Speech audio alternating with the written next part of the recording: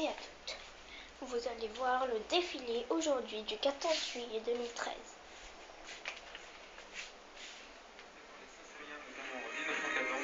C'est pour ça que les élèves sont particulièrement attachés. Voilà, et pour ceux qui veulent regarder l'annuaire des anciens élèves de Saint-Cyr, votre nom, Cyril Leprêtre, est dans la promo 94-97. Promotion commandant. Voilà, il faut le rappeler, 10 000 Saint-Cyriens sont morts au champ d'honneur. Depuis la création de Saint-Cyr, qui était... C'est signé à 13h et il est 10h58. Alors l'école de promotion interne par excellence de l'armée de terre, l'école militaire interarmes, c'est celle qui permet aux sous-officiers et aux engagés volontaires aussi de passer officier de l'armée de terre. Maintenant, depuis plusieurs années, elle est ouverte, le concours est ouvert aux engagés volontaires de l'armée de terre. Je crois qu'il y en a 7 cette année. Qui représente 3,5% d'une promotion. On parle souvent dans le monde des civils de l'ascenseur social et on oublie souvent de mentionner que l'armée elle-même joue ce rôle. Vous parliez, quand vous en discutez, d'escalier social, c'est-à-dire que de partir du rang le plus bas, le plus modeste dans l'armée et gravir les échelons. Voilà, on se laisse par l'effort.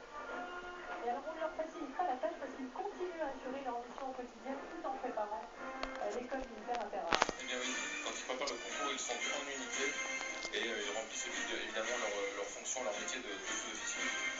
L'école navale, c'est l'élite de la marine que l'on y forme les futurs officiers, les futurs amiraux, peut-être pour certains d'entre eux. D'ailleurs, le chef d'état-major des armées, l'amiral Bigot, a fait l'école navale, qui se féminise, Anne-Claire, et j'en veux pour preuve la personne qui défile en tête.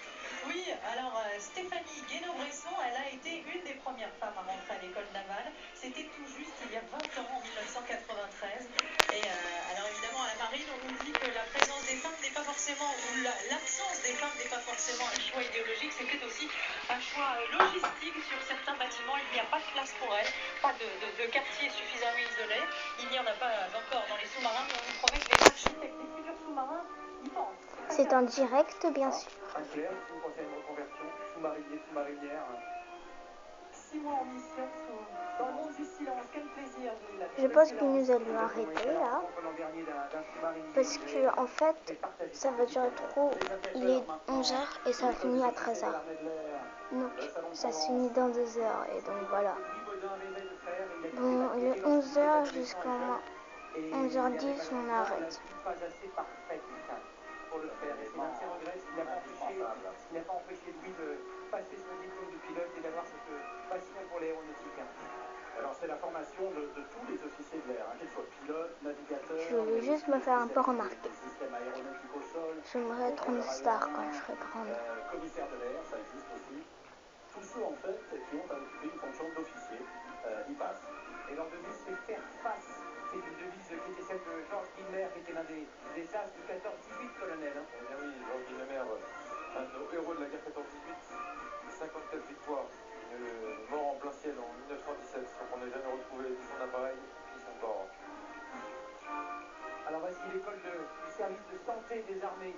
Alors cela paraît peut-être abstrait, c'est en fait très concret. C'est là que l'on forme les médecins, les chirurgiens qui ensuite iront sauver des vies sur les champs de bataille lointains, au Mali, en Afghanistan, et également plus près de nous, dans cet hôpital extraordinaire qu'Anne-Claire connaît très bien, que l'hôpital Percy. Exactement, ces hommes qui reçoivent les soldats qui sont blessés sur le terrain et qui ont des blessures extrêmement spécifiques. Il faut donc une formation tout aussi spécifique pour pouvoir les soigner. Petit clin d'œil, c'est la première et seule école du ministère de la Défense à afficher une parité parfaite homme-femme. Et là, nous avons les 3 écoles qui débutent cette année. L'école de santé des armées, l'école du Val-de-Grâce et l'école du personnel paramédical des armées. Et alors, elle forme aussi les vétérinaires. Il faut savoir que l'armée française a le plus gros chenil des armées occidentales.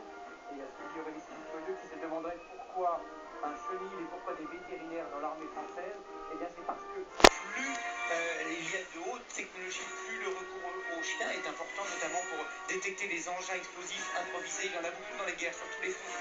Oui, c'était le cas en Afghanistan, au Mali. Une école interarmée, comme vous le voyez à la couleur des uniformes.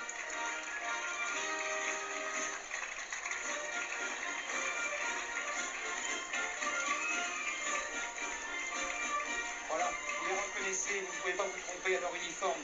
L'école de gendarmerie de Chaumont. Chaumont, c'est en Haute-Loire. c'est le plus ancien des centres de formation de la gendarmerie Bon, nationale. bah, je vous laisse. Elle a formé Au revoir. près de 50 000 Ta, ta, ta. gendarmes.